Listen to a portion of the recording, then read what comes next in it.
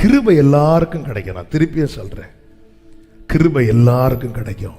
ஆனா நிச்சயமான கிருபை இருதயத்தை தொடுகிறவனுக்கு தான் கிடைக்கும்.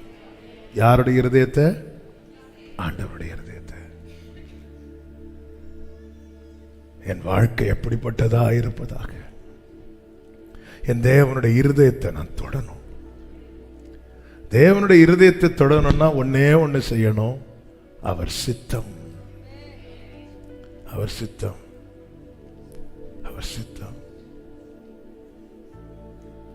உம்மை போல யாரும் இல்லை என்னை என்றும் நேசிக்க.